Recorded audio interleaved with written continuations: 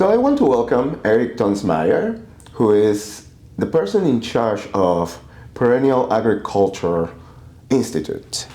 And we're going to talk about the work that you're doing, Eric, with this initiative and also a latest publication that is fascinating and absolutely something that I think is a perfect resource to start sharing with the community, particularly in this time where the weather being as cold as it is offers opportunities to start thinking, how can I prepare and take advantage of the resources we have in our local region? So thank you so much for being here.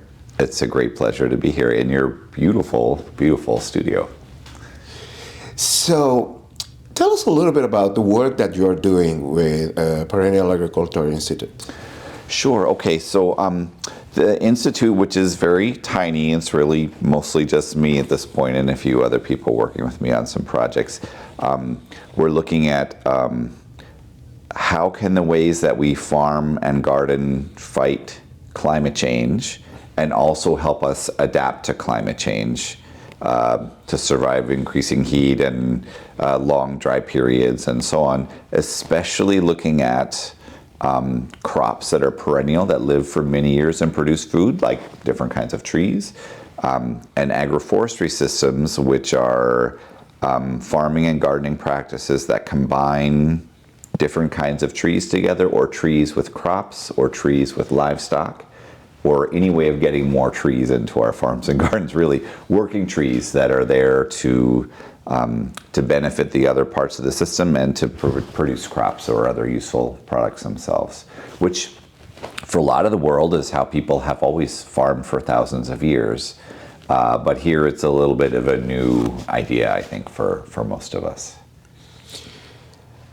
And with this work, you just published a new whole topic of leaves that can be utilized to feed families, to feed the community. And I think this is, even though I know there is a large community of people who love gardening and love to grow their own crops, I think not many are aware of what is available, particularly talking about perennial trees. Yeah, so I had done a couple of years ago a study where we went through the nutrition, what we could find of the nutrition of a couple of hundred species of vegetables from all around the world to see which ones do the best job providing the nutrients that people are missing from their diets. And in some places that's one set of nutrients, and in other places, other parts of the world, that's a different set of nutrients, but everybody's missing something at this point. Very much including people in cities in the United States are missing things from our diets. So, and in that study we identified that trees with edible leaves were the group that was highest in those nutrients. So I was able to raise a little bit of money to do a book where we profile over 100 species of trees that are grown for their edible leaves from around the world and talk about how do you grow them, and to sort of provide some context, because while in some parts of the world this is a common thing, again, that people have done since the beginning of time, in other parts of the world it's really a very strange idea that you could even eat the leaves of any trees at all. And I would say the northeastern United States is one of the places where we know the least about this and about these plants. Even though there's lots of them. Actually, I can see one outside the window right here. There's a linden tree that you can eat the leaves of. So they're around us. There's a mulberry leaf in every parking lot, and mulberry tree in every parking lot in Holyoke, but we just don't know that these things are around us.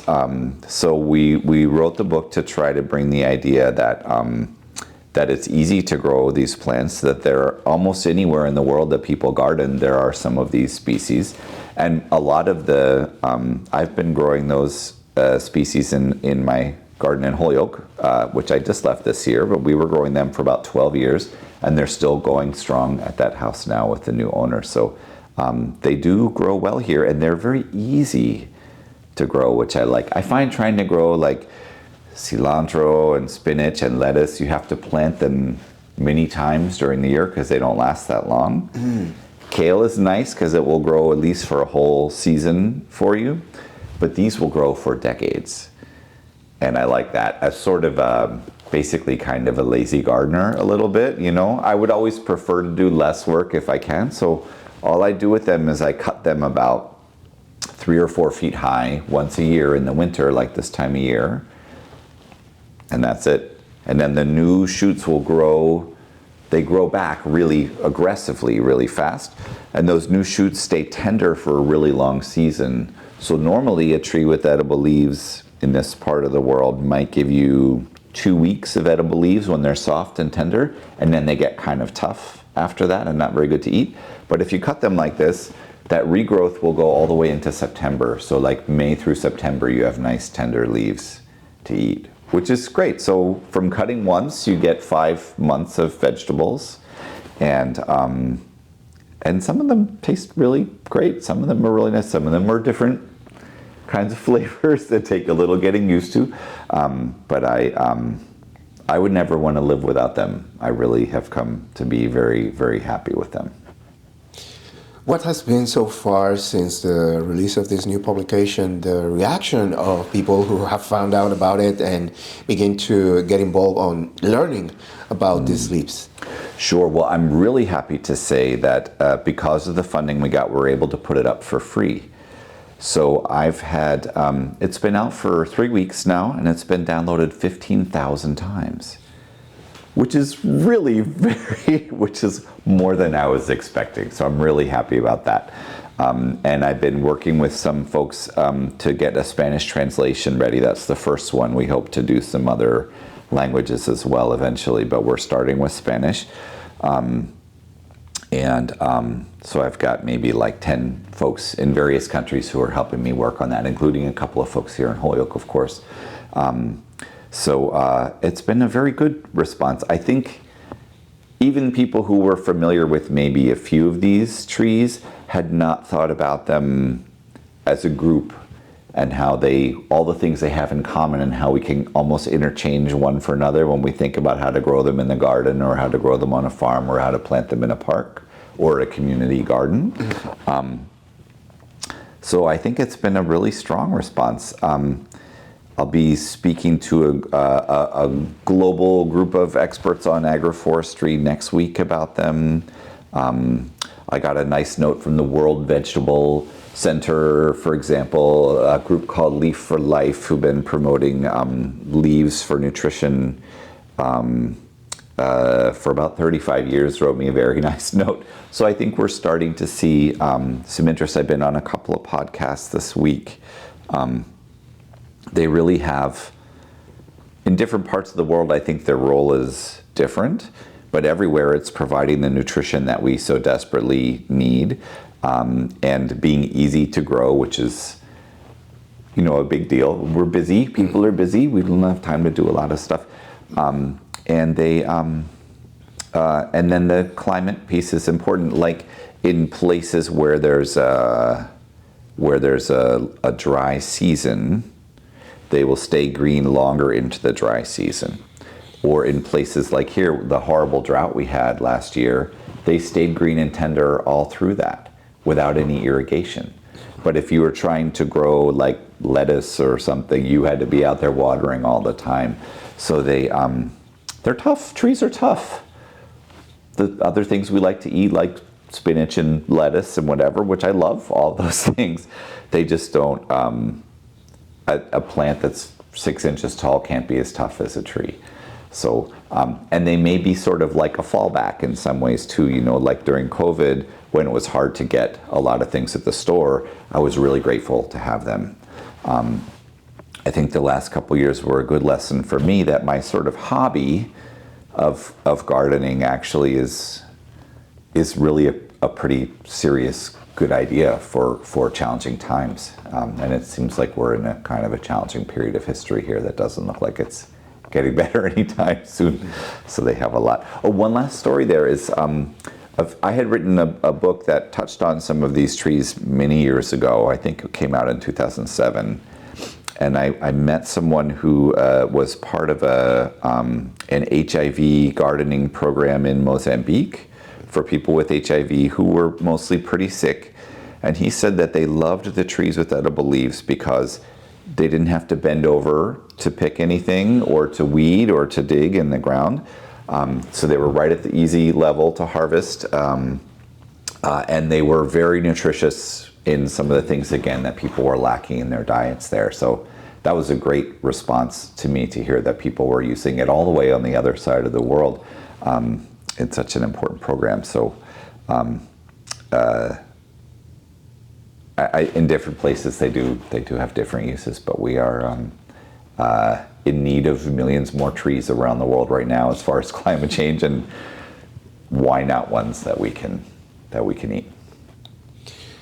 When you mentioned particularly the reference of community gardens and how important they are when we are in here in a mixed community with different backgrounds and heritages, and whenever a community garden has been part of that point of gathering for people, not only to grow food, but to exchange a little bit of their own knowledge and experiences, is another way to nurture and to grow not only those plants, those leaves, to grow relationships.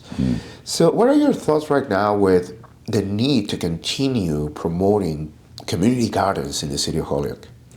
Well, I'm a huge believer. I joined the board of Nuestras Raíces in 1994.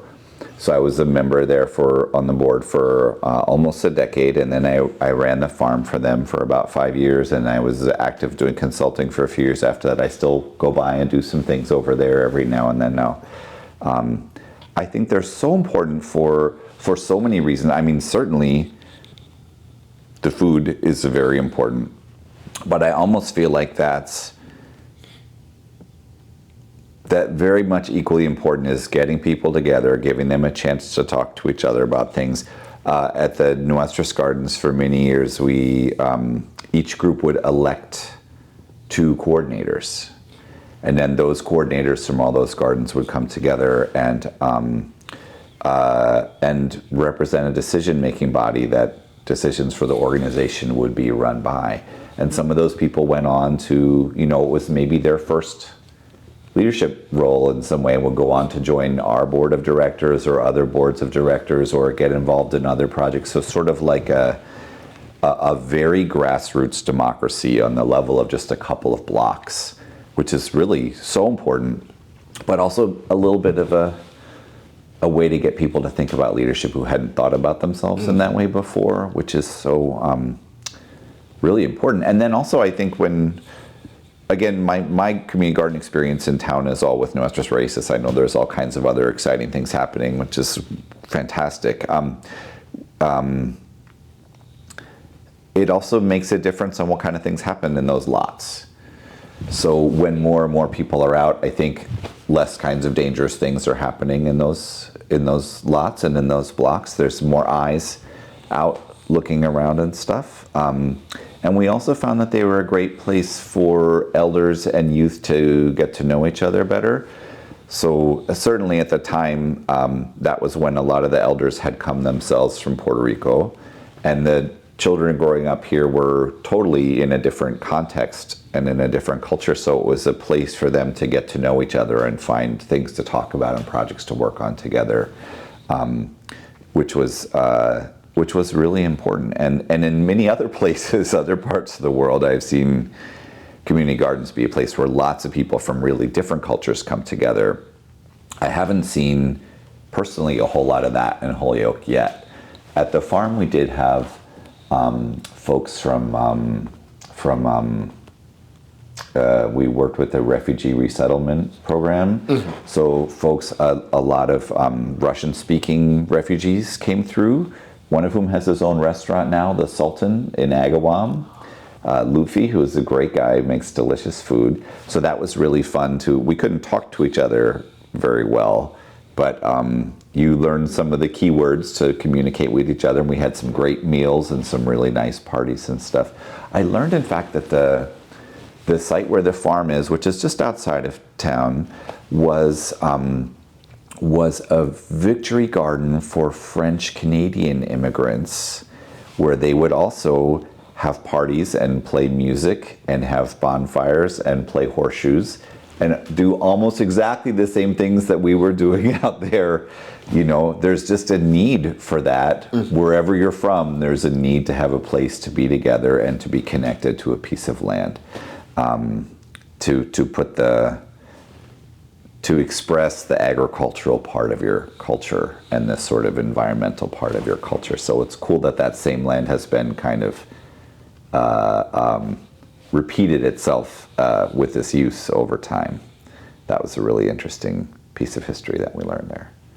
And the trees with edible leaves are such a small part of that, right? But they can go around the edge of a community garden or in a little abandoned corner or something, you know. But the goal is really the people. I always felt like the gardens were really, the food was like an opportunity to organize people around. But the people are the most important part of a community garden, really, you know. And all the work you have to do to secure the land and maintain the land and get access to your water and all those other things are sort of challenges or struggles that people work on together and forge bonds that then can be used to organize around other issues or do other kinds of things with. Yeah. Anyway, that's some of my thoughts. I don't do that work personally right now, but I did spend a lot of years doing that kind of stuff. And it stuck with me. That's where I started getting into tropical plants, was at La Finquita. That's where I met chicharros and calabaza and ají dulce and so many other plants for the first time, that then really for me became a love of learning about all of the world's plants outside of just the things that grow here. Even though I'm from the Northeast, those gardeners taught me to appreciate all those other plants from other parts of the world. So what are some of the plans that you have with Perennial Agriculture Institute, this new publication, and any other work that is happening? Sure. Well, I'll say the sort of the key ones here. One is mulberry, which is very common all over Holyoke. They're all over the place. The leaves of mulberries, some are good and some are not so good. None of them are poisonous, but they're some have better flavor and texture than others, so we're still trying to find kind of the best ones so we can get them out. But mulberry is good. It is more or less one of the top 10 most nutritious vegetables on the entire planet when it comes to the nutrients that people are most seriously that billions of people are lacking in their diets. When you combine this sort of traditional malnutrition, like in places in Guatemala where I just came back from visiting my wife's family there, but then the kind of also very serious deficiencies we get here because we just don't eat enough vegetables, we don't get enough fiber, we don't get enough vitamin A and so on. Calcium for osteoporosis, or all these things lacking, and mulberries are really high in all of those things. And some of them taste pretty good. Some of the mulberries taste pretty good. So that's an easy one that is,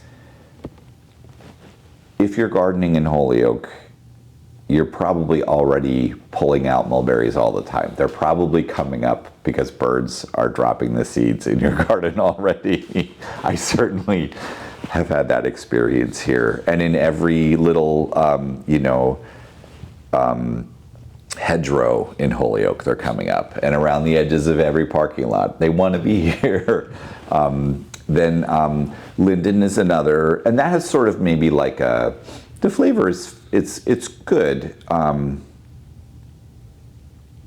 It's not spectacular, but it's perfectly fine and easy to grow. Linden is one that is planted as a street tree all over in town. The leaves are very tender. The young leaves are very tender and very mild flavored, which is nice. They're related to okra, so they make a great thickener in stews and soups. They're a little bit slimy, so they make a nice thickener. if you're into that. Also, baobab is in that group and very popular vegetable in lots of Africa. So that's a fun one. Then there's one that I love, which is you have to sort of get from a specialty nursery right now called Chinese tune. And it tastes like chicken soup. It's the most incredible thing I've ever seen in my life. It really tastes like chicken soup. And it's in my list of the 200 or so species we found, 300 species we found nutrition for. It was the second best in the entire world, and the only one of those that we can grow here. The other one really will only grow in the tropics. So it's incredibly high in the things that we're missing most in our diets. It tastes like chicken soup. It's easy to grow. It's sort of like what's not to love. I found at first that I didn't know what to do with that flavor in a vegetable, but now I love it. And at my new home, I'm going to plant like a dozen of them. I just really, really never have enough of it. It's wonderful in soups, of course, because it tastes like chicken soup already. I like to cook it with eggs. Just about anything I'm cooking during the time of year when it's producing, I'll enjoy. And as a lot of people are shifting to maybe not a fully vegan diet, but trying to have a more plant-based diet with more plants in it, having some plants that will give us some of the tastes of meat that we miss can be very helpful. There's another one we grow called Hotunia that tastes like fish, which again is a really nice flavor to add if you're trying to cut some of those things out of your diet for a while. It's nice to have those other options available. The last one I'll say that we have done a lot of growing of here in Holyoke is there's a kind of goji. People like the fruit of goji sometimes, the dried fruit. There's another species of goji that has leaves that are wider and more tender than the regular goji. And they're quite nice. They're sort of a slightly mustardy flavor. And I had paid a lot of money for a plant of that kind.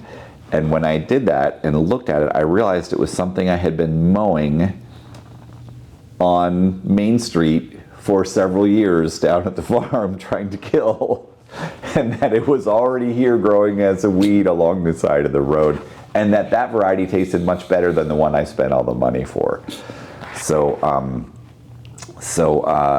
these plants are around us, not the soup leaf, unfortunately, but they're around us. They've just been waiting for us to notice them, I think. Another one, I'll just say not a tree with edible leaves, but a tree that I really love that I'm just growing out from seed now is the soap nut, which there are some, I think they call it jaboncillo in Spanish. Yes. Right? And you can use the fruit for soap. I found there's a kind that can handle cold. It grows all the way into Denver, Colorado. So I got seed from a tree in Denver, and I'm growing that out. And I think it would be so great if we could grow more jaboncillo trees. You take you can like boil it and use it for dish soap, or you can put them in when you do your laundry. Have you spent some time around that tree? Do you know that one? Yes. Yes. How have you used it? And I remember seeing, especially my mother's aunt, she used that to actually do the laundry. So I got a chance to see her taking the seeds and doing all that process, and even rubbing the seeds on some stains. And yeah, it worked. That's pretty cool. And it doesn't need any fancy processing. There's trees that can grow things we can make plastic out of and all other kinds of cool things, but that takes work, or maybe it even takes like a little chemical factory or something. This one, you really pick it off the tree and you use it right away. That seems like a cool thing that we could do. We could be planting more of in parks and landscapes and gardens and stuff.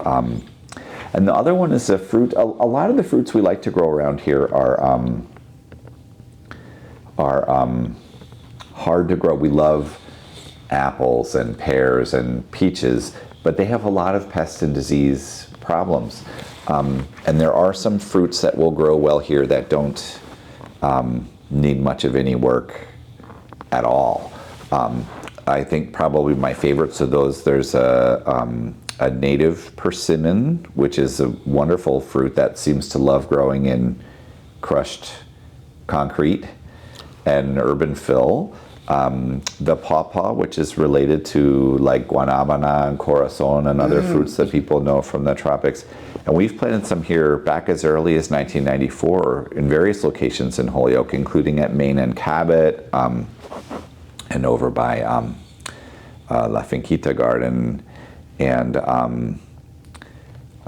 they thrive in crushed brick. If you have a lot that used to be a building, they're so happy with that. And they grow very, very well.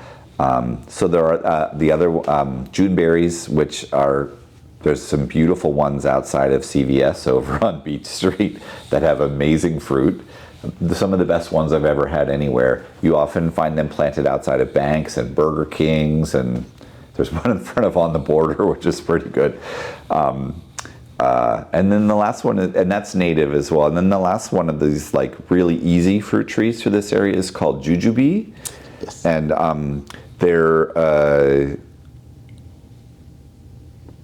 they don't care about anything. I have one planted at our old house, which is right next to the driveway. It loves it there. You know, it's happy with driveway. It doesn't care if it's hot or cold or wet or dry. Doesn't seem to have any pests or diseases. You just have to have two of them near each other so they can pollinate each other. And it's sweet and wonderful fruit. So it seems like we could, I love pears and apples and peaches and stuff too, and those are great, but they are so much more work. Again, the lazy gardener in me wants to, look at things that are easy, that all you have to do is kind of go and harvest it. I will also always grow those other things too, but to have maybe a mix. So you have the one that's easy and reliable, and then the one that is wonderful, but you have to work on it. If maybe one year you're busy and you don't get to it, you still have something else to fall back on. That's some of the ways that I think about that. So yeah, there's so many wonderful trees we could be growing, and in many cases are literally already around us. I'm always learning about things that have been around me that I had no idea you could eat or use in some way. Often I've been weeding them out of my garden for decades, and I learned, wait, you could eat that the whole time. What do you mean? So I think we could do more work to pay attention to the trees around us. And when it is time to plant a tree somewhere, is there a tree that can provide the beauty or other functions that we want, maybe screening something visually or providing privacy or whatever?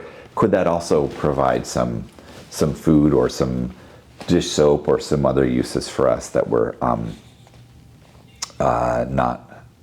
we don't always think about where these things come from at this point in this part of the world. Many people are still really day to day relying on what they grow for everything that they eat and use and wear sometimes and everything, but we couldn't be farther divorced from that, I think, here right now, and it would serve us well to lean back a little bit in that direction. The mall's not the only place things come from.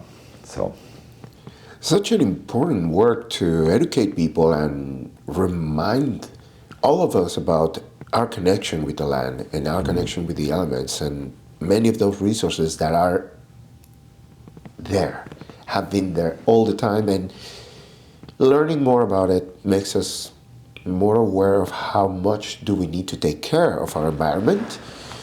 So I really appreciate all these tidbits of information related just to trees and leaves. I know you're doing a lot of additional work that has to do with gardening, with climate change, with environmental topics and issues. So how do people get to learn more about the work that you're doing and to get access to this new publication of Edible Leaves? Sure. Okay, well, to get a copy of the book, they can go to perennialagriculture.institute, and if you go to the blog there, you can download it from there for free. There are some other publications there that provide some insight on some of what we've been up to. One fun place to start, sort of as a gardener, we did a book a few years ago called Paradise Lot, which is the memoir of our garden here in Holyoke. And I'm pretty sure there's a few copies at the Holyoke Public Library that we donated to them. So that would be one way to hear the story of how one garden in Holyoke, one sort of empty lot in Holyoke, was turned into a food growing area. And I'll soon have my website, perennialsolutions.org, back up, which is more like garden oriented. And we'll be doing some classes and workshops and stuff out at our new farm over this year and the next few years. But there's one of the great things to do to learn more is join the Master Gardeners program. There's the Hampton County Master Gardeners who do incredible courses where you sort of go through a year of training and you learn all these different aspects of gardening. And then you do a certain number of service hours bringing that information out to other people. So I found that that's a really great resource. They used to meet down at Dean. It's not Dean anymore, and I don't know if they meet there anymore either, but I went to a bunch of their events. All Hampton County used to meet right here in Holyoke for that. So that would be a great thing to check out. And there's so many great places to learn now. There's some great YouTube channels. There's even some very good information about gardening on TikTok these days. Even though it's very short, you can get a little piece of information there. Those are some thoughts anyway. Yeah.